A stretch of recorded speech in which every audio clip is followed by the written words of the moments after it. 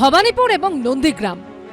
সোমবার এই দুটি কেন্দ্রেই প্রার্থী হিসেবে শুভেন্দু অধিকারীর নাম ঘোষণা করেছে বিজেপি।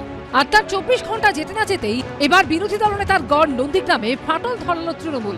পূর্ব মেদিনীপুরে বিজেপির তমলুক সাংগঠনিক জেলার সহসভাপতি ছিলেন পবিত্র কর। এদিন তিনি কলকাতার ক্যামাক স্ট্রিটের অফিসে অভিষেক বন্দ্যোপাধ্যায়ের হাত ধরে তৃণমূলে যোগদান করলেন। তার হাতে পতাকা তুলে দেন তৃণমূলের সর্বভারতীয় সাধারণ সম্পাদক। আর যোগদানের কয়েক ঘন্টার মধ্যে নন্দীগ্রামের তৃণমূল প্রার্থী হিসেবে তার নামই ঘোষণা করলেন অভিষেক বন্দ্যোপাধ্যায়। নন্দীগ্রাম পবিত্র কর, অর্থাৎ নন্দীগ্রামে শুভেন্দু অধিকারীর সঙ্গে লড়াই হবে তারই একসময়ের সহকর্মী পবিত্র করের।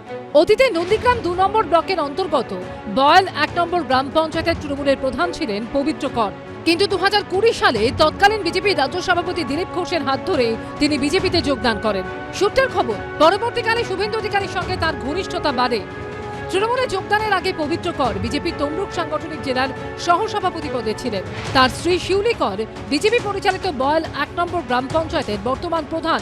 এহেন পবিত্র করকেই এই দিন নিজেদের দিকে টেনে নিল তৃণমূল। এই দিন তার যোগদানের ছবি পোস্ট করে তৃণমূলের তরফে সমাজ মাধ্যমে লেখা হয়েছে, পবিত্র কর বিজেপির জনবিরোধী অবস্থানের প্রতি বীতশ্রদ্ধ হয়ে দৃঢ়ভাবে মমতা বন্দ্যোপাধ্যায়ের পাশে দাঁড়ানো এবং মামাটি মানুষের আদর্শে অনুপ্রাণিত হয়ে মানুষের কল্যাণে কাজ করে যাওয়ার সিদ্ধান্ত নিয়েছেন। ক্যামাক স্ট্রিটের পাশাপাশি এদিন তৃণমূল ভবনেও একাধিক ব্যক্তিত্বকে যোগদান করিয়েছে তৃণমূল। এদিন তৃণমূলে যোগদান করেন প্রাক্তন ক্রিকেট তারকা শিবশঙ্কর পাল, শিক্ষাবিদ আব্দুল মতিন এবং তনুশ্রী হাঁসদা। 3 জনের হাতে তৃণমূলের পতাকা তুলে দেন মন্ত্রী চন্দ্রিমা ভট্টাচার্য এবং ব্যারাকপুরের সাংসদ পার্থ ভৌমিক। আমরা অত্যন্ত গর্বিত যে তিনি আজকে আমাদের তৃণমূল কংগ্রেসের পরিবারের সঙ্গে যুক্ত হয়েছেন। দেখুন, বাংলার মুখ্যমন্ত্রী, আমাদের দলের সর্বোচ্চ নেত্রী মমতা বন্দ্যোপাধ্যায় সবসময় ক্রীড়াকে প্রাধান্য দিয়েছেন, ক্রীড়া জগতের মানুষকে প্রাধান্য দিয়েছেন।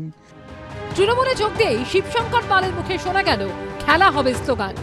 আমি সারা জীবন বাংলার পক্ষে মাঠে নেমেছি।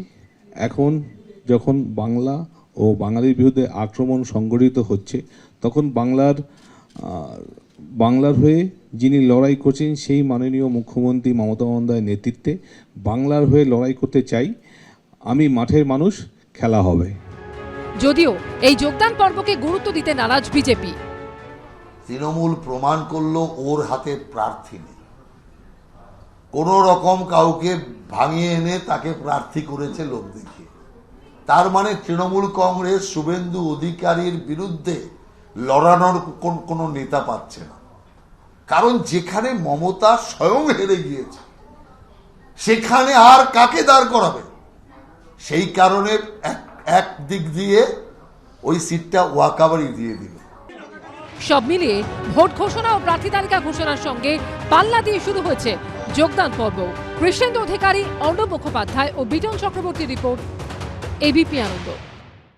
এবিপি আনন্দ, এগিয়ে থাকে, এগিয়ে রাখে।